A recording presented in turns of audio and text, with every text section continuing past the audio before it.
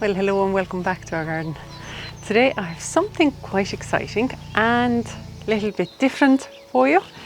We're going to do a little bit of gardening, but also we're going to do a garden tour because this weather, this glorious, basically summer's weather we've been having in April in Ireland, today again 21 degrees, it's just been glorious, but that weather is going to be over next week and the temperature are going to normalise quite a bit back to 13-14 degrees Celsius. So, and even though during the day it has been like that t-shirt weather, during the night has been dropping down to close to freezing points, up to, let's say, low of 2 degrees Celsius. Let's enjoy it while it's here and just look at the garden, how it has exploded throughout the spring weather, because last year I did garden tours every month of the year. I kept up with it very well. I think the last one was in November last year. So let's do our very first one for this year in April. Now in the kitchen garden there are a good few empty beds still. Well, that's the mix of beetroot and a couple of brassicas there from last winter. I have onions here. Nothing in there. That's going to be corn and summer squashes. A lot of plants are in the greenhouse still. I'm thinking maybe next week I'll start planting them out. I didn't really want to bring them out here, even though we had beautiful weather and so on. But in the greenhouse, they've been used to up to 40 degrees during the day, even though I've kept all the doors open consistently. During the night, the temperatures do drop down quite low, so quite a bit of an extreme. So I'm thinking from next week onwards, I'll start training them in and start planting some of them out. But the broad beans that I planted here, that's the purple flowering variety, planted them maybe 2 weeks ago now. They are looking beautiful. Absolutely settled in perfectly, and I can also see pea shoots coming up from here. So these I didn't soak, didn't prepare them, I just sowed them directly into the ground, soil over, and I've been watering it obviously. Now I don't see anything from the runner beans yet, which is good. I'll let them hold off a little bit longer. But at least the peas are coming up, and soon enough they'll start searching for a little bit of a support as well. Surely see the rhubarb, it's huge. This can all be harvested, well, not all of it, but this can be really harvested now. This is the season for rhubarb. Absolutely beautiful. There are also seedlings popping up from the big oval metal planter where I had carrots sown. So carrots take about 1 to 3 weeks to germinate, and once it passes the week mark, that's when you really start to get a little bit anxious. And I thought, okay, are they going to germinate? Are they not going to germinate? All I've done is keep them watered. That's all I've done. And obviously I kept just a mesh on it just to keep sort of the soil surface not just totally open to wind and sun. So but I peeked underneath of it because yeah, I can see now after 2 weeks of them being sown, they're starting to come up. And I've actually sowed the parsnip seed into this planter as well, that I chitted out of the 3 varieties of parsnip. Gladiator and the white gem have tiny little or had tiny little shoots on their seeds, and what was Contessa didn't have anything, so I put them back into the plastic bag and see if they'll germinate. But I only at the moment sowed the white gem into that planter, and I'll put the gladiator into the other one because I still have more carrots to sow. There's also loads of flowers on the blueberries, so they look quite nice. Now in these planters I still have some Nero di Toscana kale, beetroot. These ones are Portuguese kale that has gone into flower, so it's over at the moment, but I've let it in here, even though I do want to get this plant out of this planter because it's just too big. I want to have lettuces, salads in here. So one of the Nero di Toscanas has gone into flower, and then all the Portuguese kale. But bumblebees love these flowers, so I've really just left it for them. And the rest of them are empty. There's garlic in here. This is freshly planted last autumn. In here I have nearly like perennial garlic. I've left it in for 2 years. I'm probably going to take it up this summer. I'm going to divide it, but yeah, I'm just letting it grow away, and there's just a couple of nice clumps of garlic there. But also I have potato leaves popping up in every area wherever I tipped over the buckets of potatoes to harvest the potatoes out of. So yeah, that's going to be fun now. Try to dig them out and weed them out really. A note for myself, maybe keep them all in one place. There's just too many seedlings coming up. Now before we go into the greenhouse, I do want to show you another border that I really don't, I hardly ever speak of that planter, of that planting area, but I think it's worth mentioning this time. Now this is something a little bit different. I've just come literally to the other side of the garage from the kitchen garden, and I just wanted to show you this because I hardly ever show you. Oh my God, the birds are so beautiful. That's a wren. They're the tiniest little bird and singing so loudly.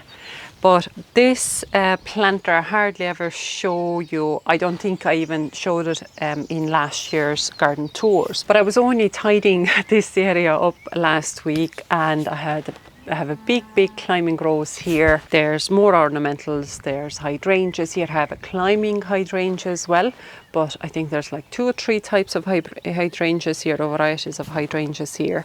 And then you see obviously the daffodils flowering here. The rest of it looks bare. It looks like there is nothing here, and that's why I actually really wanted to show you, is because this soil here underneath there, it's all filled with plants, and it's mainly this herbaceous perennials, hostas, and there's a lot of ferns here. So at the moment I have 3 types of ferns: royal fern, lady fern, and third one, I'll get you the name onto the screen for that. I can never think of that one's name, but there's 3 types of ferns. They're only starting to unfurl now. Most of the foliage I do remove after winter anyway, but I actually, as I was cleaning it, I thought it was just a quick job anyway, but it was the one time I really felt bad for not doing it before. Sort of pictures or a little video clip of it, because the change was quite drastic, and because I ended up pruning back the rows. If you can imagine, those rose branches went all the way to the roof of the garage gable. So at least I have it on record how bare it looks, and then perhaps we could revisit it in the middle of summer and see how it has changed, because there are little shoots. If I remove some of this soil, you will see there's little shoots of hostas popping up right underneath of it.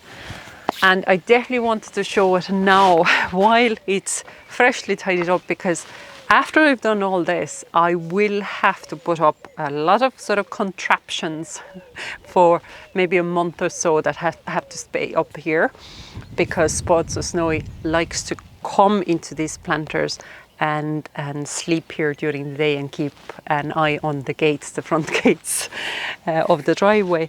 But he flattens the plants, he flattens those fresh emerging shoots. But yeah, so this is, it looks like there's nothing here, but wait for a month, 2 months, and you'll see the change really happening quickly then. Now the greenhouse has seen slightly better days. It's a little bit messy, messier than I'd like it to have, but I do go through these phases. I'll just forget it, because obviously I've been outside, I've been working hard outside of this confined space, for a couple of weeks now because of this glorious weather. And like even today now, it's gone into 44.1 at one stage.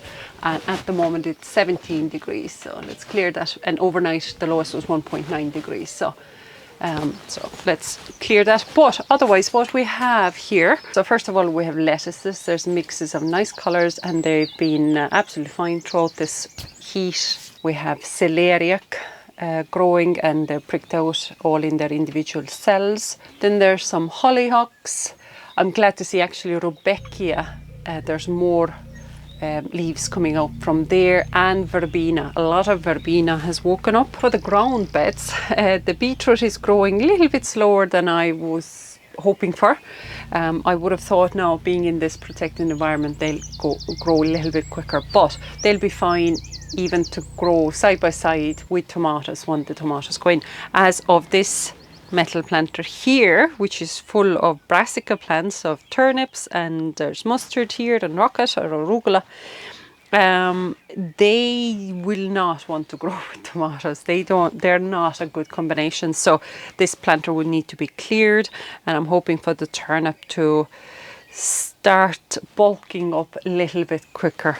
But otherwise, no, there's plenty here to harvest. The table is full of the same mix. I haven't planted out anything yet, so there's more brassicas, cosmos flowers, still more of sweet peas. And here I have a whole tray of the garden centre haul. The herbs are still here. Strawberries are actually flowering here as well. That was the Cambridge favourite, wasn't it? Cambridge favourite, yeah. So they're flowering as well. Then I obviously have the buckets of potatoes that we never harvested during the winter, and now they put out so many new shoots. So they're the seed potatoes. They need to get out once the weather stabilizes a bit more. But we also have the red Duke of York, which was planted in February. So that even looks like it's starting to put out flowers. It's been growing really happily inside here. And the Yakon pots have also fresh shoots on them as well. So they're also waking up from their winter snooze. But yeah, once it starts to rain again and get colder and whatnot, I'll be definitely back in this space. I look forward to, I need to catch up on a lot of the seed sowings. I haven't done the second half of April sowings yet. So yeah, as I said, next week is going to bring a change to us.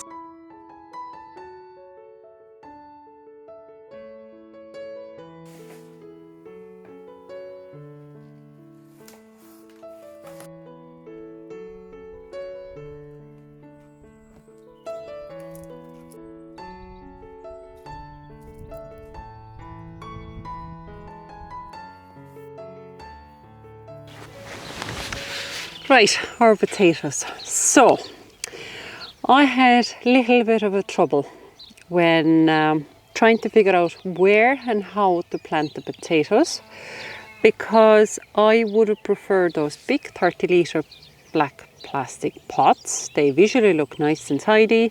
They're easy to move around.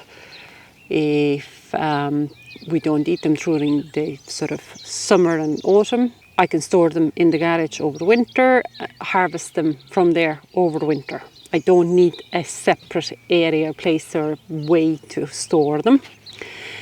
But when I went back to check the suppliers' prices, where I got them from, their price, the version what they have now is twice the cost of it. So the new buckets were like €20 each. It's not worth it. It's just way too expensive. Even the others, they're just €10 bucket, which is just a borderline of what I'd pay for them. Now, they're good, solid, sturdy ones, and they'll last for years and years and years. But €20 per bucket, no, not worth it. Then planting them straight into the ground, as I showed you, the leaves, those little leaves that are popping up everywhere after. I don't want to quite do that either. And I still just have to sort out a couple of more buckets. Maybe I can move some plants around, and I can still put some potatoes into the black pockets. But I'm coming back to my old way of doing it. Before, I didn't have those black pots.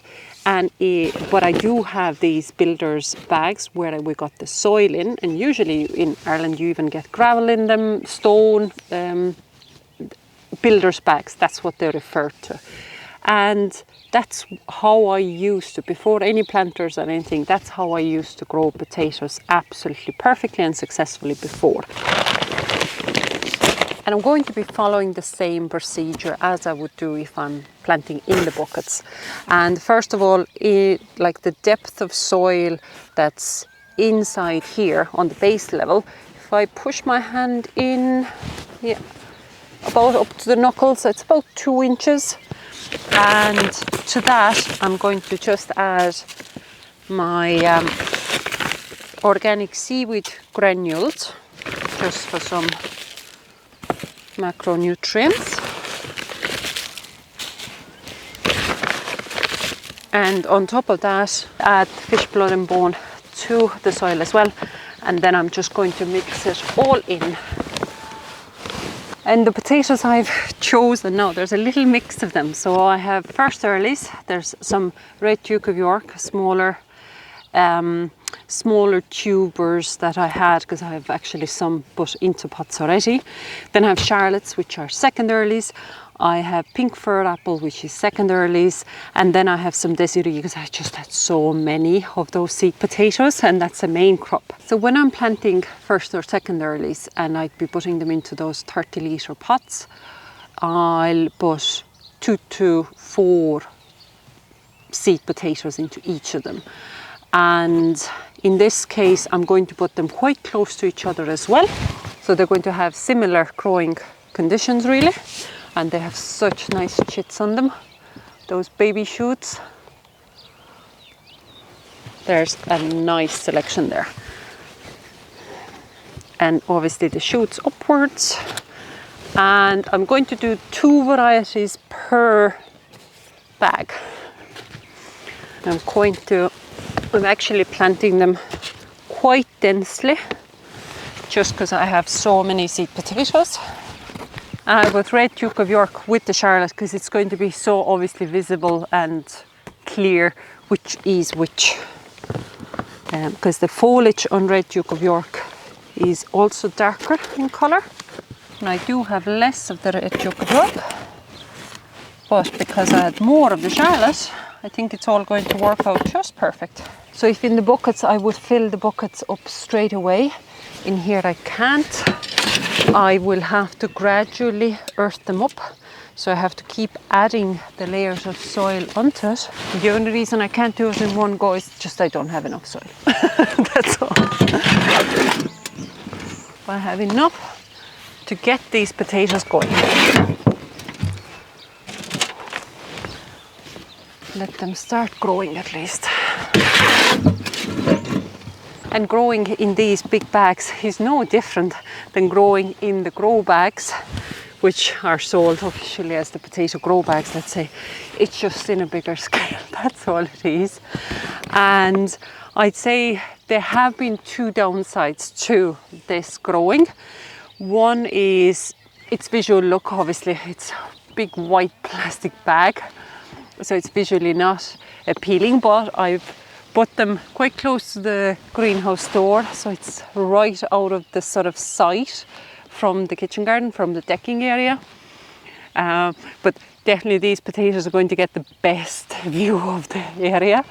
And then the second thing is that usually the foliage of the potatoes gets really tall in here. Watering is going to become a problem, or I have to be very careful when I come to water them. Every year when I used to grow the potatoes in these grow bags, wagtails would make nests inside here.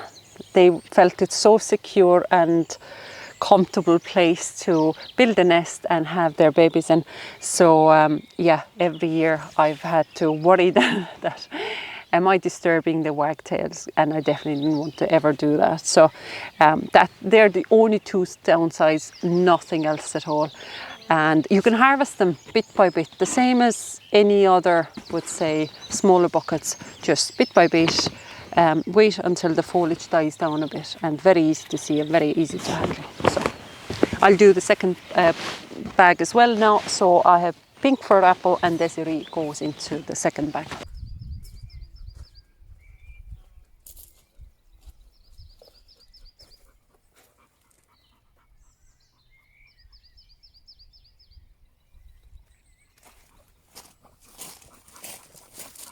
And just as the ornamental cherry is finishing its flowering, the apples are just starting. Within a week, I will have apple blossoms open. They are just stunning. They're the prettiest of pinks.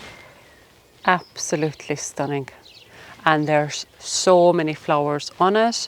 This is a variety of James Grieve, and I try to keep it low, compact, giving it good hard prune, and giving it a summer prune as well, sort of at the end of the summer. So I probably prune these 2 apple trees twice a year for sure, just to make sure it keeps its small shape. Now it's already on a semi-dwarfing rootstock, but I still want to make sure it stays compact and it has nice sort of open branch system.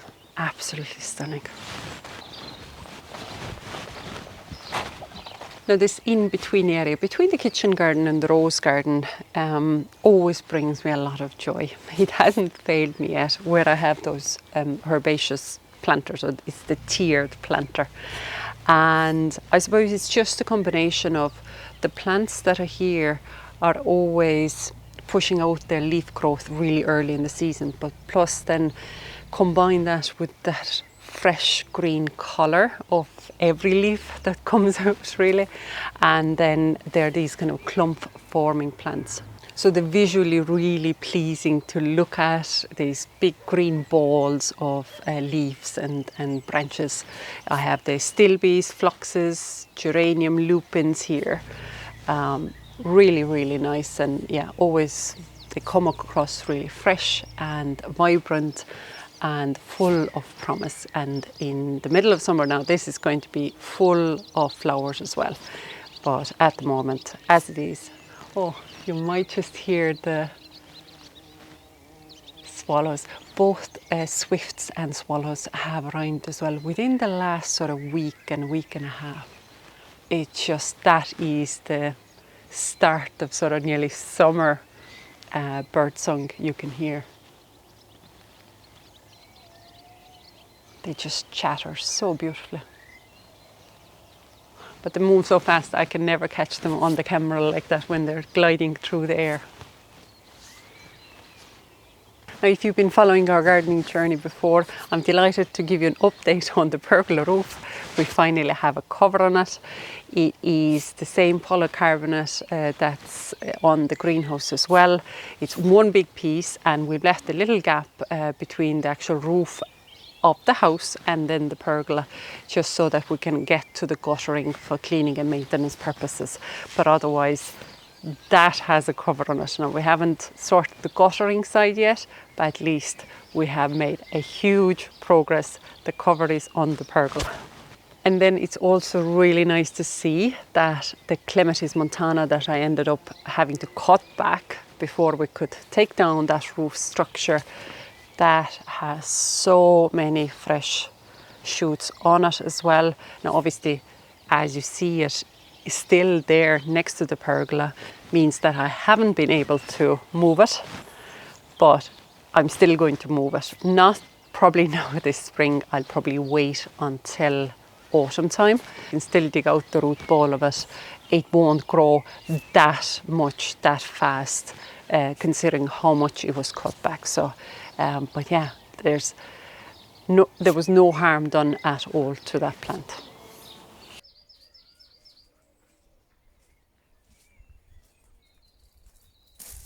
Well, isn't cherry blossom season just glorious?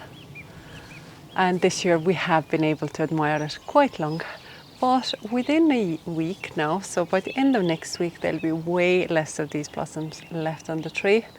And within 2 weeks, they'll be definitely all gone. There's a lot of leaf out on the tree already. But while they're here, let's just admire them. Now, here in the rose garden, everything is looking quite lush. and I was just slightly apprehensive about it, how quickly the growth is going to catch up, because I had left the pruning or cutting back the roses a little bit later. I tried to get it done at least within the month of March, if not earlier, but I had left it, I believe, at the very, very end of March or like early April. And for some of the older roses, like the Princess Alexandra of Kent, which have been here forever, like as they were the very original roses, so they are going back to 10 plus years. I gave them quite a hard chop, and I can see there's a lot of fresh growth coming out of the sort of the ground level or from the main stem. So I'm happy to see that. And I'm thinking the fertilizing them after the prune did them world of good. So they're still due a manure, a mulching, a horse manure mulching, and I just have to order the horse manure still. But otherwise they looked very, very nice. Now there's nothing to say that some of the later frosts won't actually damage these fresh shoots or leaves. The green aphid is definitely back there, but I can also see some of the little fresh emerging flower buds as well on them. And the same actually with the climbing rose that I gave a really hard chop to. Now I did that at a better timing, so it wasn't too late, but it has responded exactly how I was hoping it will respond. So there's so many fresh buds coming out of its framework.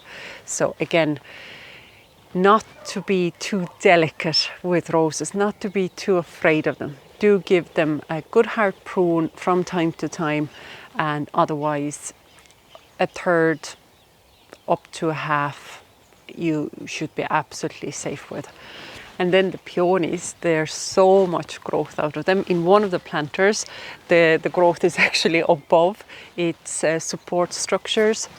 And then the tulips, brightening up that area. Obviously, the rose stems or the leaves have beautiful tinges of reds and burgundies in it as well, but can't beat that little pop of colour of the tulips. And what plants have you got flowering, or do you have a favourite spring plant? Let me know in the comments below. So let's move on to the cottage garden area. And we have made our way to the cottage garden, the freshest of the areas that have been getting a little bit of a makeover. That's for sure, especially if you look back on last year's videos and last year's garden tours. This area has definitely gotten a proper makeover, and there's still more work to be done in here. But this space here is so pretty, obviously all thanks at the moment to the tulips and daffodils and hellebores that are just flowering so beautifully. But again, all the fresh foliage, just seeing all that lush fresh foliage on the roses and on the perennial plants like the lupins. Again, there's a lot of sedums there. And if there's one plant every garden should have, is a geum. My varieties, my type, but they're so pretty, and the flowers come out so early and dainty, and a beautiful foliage again in the overall plant, the shape of the plant, everything about it. I definitely want to look into more varieties of geums. They are so dainty. So dainty and beautiful. But the changes are going to be happening so fast now, and I suppose I'll also see if some of the plants have not made it, if they're not going to emerge from the ground, if the winter was too harsh for them, because we did have one of the lowest temperatures we've had throughout the previous winters. So that's going to be telling as well if I should move away from those type of flowers or perennials. But overall, at the moment, this is just stunning. Now most of the potatoes are at least planted now. I still have more to do, but I will try to get them into the buckets. And then this was our little impromptu garden tour. I definitely wasn't planning on doing it, but it was more about actually realizing now this idyllic and ideal weather is coming to an end. And let's just take a moment, just take a moment and appreciate what's around us. Yeah, maybe just yeah, just overall take a minute. We don't give ourselves enough credit to pause. We're just rushing through the life, work, busy, everything's so busy. But just take a step back. There's going to be tomorrow. There's more work always to be done. But let's just take today, enjoy the sunshine, enjoy the flowers and the nature around us. So thank you so much for joining me today, and hopefully we'll see you next time.